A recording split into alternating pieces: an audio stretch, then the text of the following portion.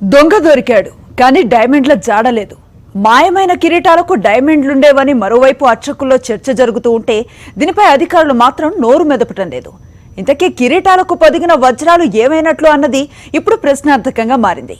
తిరుపతి గోవిందరాజస్వామి ఆలయంలో కిరీటాల మాయంపై ప్రత్యేక కథనం. తిరుపతి గోవిందరాజస్వామి ఆలయంలో ఫిబ్రవరి 2న 3 కిరీటాలు మాయమైన వ్యవహారం దేశవ్యాప్తంగా సంచలనాన్ని సృష్టించింది. అదే రోజు రాత్రి ఆలయ సిబ్బంది టీటీడీ అధికారులకు ఫిర్యాదు చేశారు. అప్పట్నుంచి కిరీటాల మాయంపై తీవ్ర చర్చ జరుగుతోంది. స్వామి నగలపై భక్తులు ఆందోళనకు గురయ్యారు. కట్టుదిట్టమైన భద్రత ఉండే గోవిందరాజస్వామి ఆలయంలో చోరీ జరగటంపై సర్వత్రా నిరసనలు వ్యక్తమయ్యాయి. ఈ అంశంపై తీవ్ర దుమారం రేగటంతో టీటీడీ అధికారులు సీరియస్ గా తీసుకున్నారు. దీంతో తిరుపతి పోలీసులు 6 ప్రత్యేక బృందాలను ఏర్పాటు చేశారు. 6 రాష్ట్రాల్లో ప్రత్యేక బృందాలు జల్లెడపట్టాయి. మహారాష్ట్రకు చెందిన ఆకాష్ ప్రతాప్ ను పట్టుకున్నారు. అతడి దగ్గర నుంచి 1351 గ్రాముల బంగారాన్ని స్వాధీనం చేసుకున్నారు. 80 రోజుల పాటు నిందితుడి కోసం గాలించామని, నిందితుడు ఆకాష్ దొంగిలించిన కిరీటాలను కరిగించి బిస్కెట్లుగా మార్చాడని చెబుతున్నారు.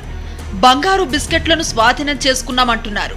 ఇదంతా బాగున్నా కిరీటాలకు సంబంధించిన డైమండ్స్ సంగతి ఏంటన్నది ఇప్పుడు తీవ్ర చర్చనీయాంశంగా మారింది. దీనిపై టీటీడీ అధికారులు గాని పోలీసులు కానీ క్లారిటీ ఇవ్వటం లేదు. తిరుపతి గోవిందరాజస్వామి ఆలయంలో 80 రోజుల క్రితం మాయమైన 3 బంగారు కిరీటాలు చాలా పురాతనమైనవి. 4 దశాబ్దాల క్రితం కొంతమంది భక్తులు తిరుమల శ్రీవారికి 3 బంగారు కిరీటాలను కానుకగా ఇచ్చారు. ఆ కిరీటాలకు డైమండ్లు కూడా ఉన్నట్లుగా అర్చకులు అంతర్గతంగా చర్చించుకుంటున్నారు. తిరుమల శ్రీవారికి కానుకగా వచ్చిన 3 కిరీటాలు తక్కువ సైజులో ఉండటంతో అప్పట్లో వాటిని టీటీడీ అనుబంధ ఆలయమైన తిరుపతి గోవిందరాజస్వామి ఆలయానికి ఇచ్చారు. వీటిని అప్పట్నుంచి గోవిందరాజస్వామి ఆలయంలో ఉత్సవమూర్తులకు వినియోగిస్తూ వస్తున్నారు. ఉత్సవాలు జరిగేటప్పుడు ఉత్సవమూర్తులకు ఈ కిరీటాలను అలంకరించి ఊరేగిస్తూ ఉంటారు. ఊరేగింపు తర్వాత ఉత్సవమూర్తులను గోవిందరాజస్వామి గర్భగుడి చెంతన ఉంటున్న మరో ఉప ఆలయం కళ్యాణ వెంకటేశ్వర స్వామి గుడిలో ఉంచుతారు. 3 బంగారు కిరీటాలకు డైమండ్స్ ఉన్నట్లుగా అర్చకుల్లో చర్చ జరుగుతోంది. ఒక గోల్డ్ స్మిత్ గాడ వీటిని ఈ విధంగా మార్చుకున్నాడు. వాటిని ఈరోజు సీజ్ చేసి అతన్ని అరెస్ట్ చేయడం కూడా జరుగుతున్నాయి. దీంట్లో ఈ 80 డేస్ మా ఆఫీసర్స్ కానీ మెన్ కానీ చాలా శ్రమపడ్డారు. ఎలక్షన్స్ ఉన్నప్పుడు కూడా టీమ్స్ స్టిల్ ఈ పని మీదనే ఉన్నారు. గతంలో కొన్ని విమర్శలు కూడా వచ్చాయి. పోలీస్ ఈ కిరీటం విషయం మీద పట్టించుకోలేదని.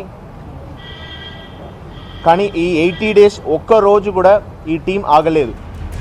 పట్టుబడ్డ నిందితుడు ఆకాష్ పాత నేరస్తుడని పోలీసులు వెల్లడించారు. దీనికి సంబంధించిన పూర్తి సమాచారం తమ దగ్గర ఉందని, మరికొంతమందిని అరెస్టు చేస్తామంటున్నారు. తమకు ఇచ్చిన ఫిర్యాదులో డైమండ్ల గురించి ప్రస్తావన లేదని పోలీసులు చెబుతున్నారు. పథకం ప్రకారమే డైమండ్లను టీటీడీలోని కొందరు మాయం చేసి ఉంటారన్న ఆరోపణలు వస్తున్నాయి. మధుసూదన్ రెడ్డి, ప్రిన్సిపల్ కరెస్పాండెంట్, సాక్షి న్యూస్. తిరుపతి గోవిందరాజస్వామి ఆలయంలో చోరీకి పాల్పడిన నిందితుడి విషయంలో పలు అనుమానాలు వ్యక్తం అవుతున్నాయి. బంగారు కిరీటాలను మాయం చేసిన అసలు దొంగల్ని తప్పించి చిల్లర దొంగను తెరపైకి తెచ్చారన్న ఆరోపణలు వినిపిస్తున్నాయి. దీనిపై సీబీఐతో విచారణ జరిపించాలన్న డిమాండ్ సర్వత్రా వ్యక్తం అవుతోంది. ఈ అనుమానాలు నివృత్తి చేయాల్సిన బాధ్యత టీటీడీ పోలీసులపై ఉందంటున్నారు జిల్లావాసులు. అదేవిధంగా గోవిందరాజ స్వామి సంబంధించిన నగలకు సంబంధించింది అది కూడా పూర్తిగా బోగస్. అది దొంగలు ఎక్కడి నుంచో రాలేదు. ఇంటి దొంగలే దాన్ని దొంగిలించినట్లు నిర్ధారణ అయింది.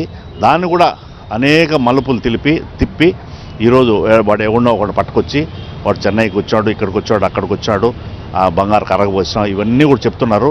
ఇవన్నీ కూడా టీటీడీ అధికారులు చేస్తున్నటువంటి దొంగ తిరుగుడే. చాలా కాలంగా టీటీడీలో నగలు పోతుంది అన్నది అందరికీ తెలిసిన విషయమే. దానికి సంబంధించి గతంలో ఉన్నటువంటి రమణ దీక్షితులు కూడా ఆరోపణ చేయడం జరిగింది.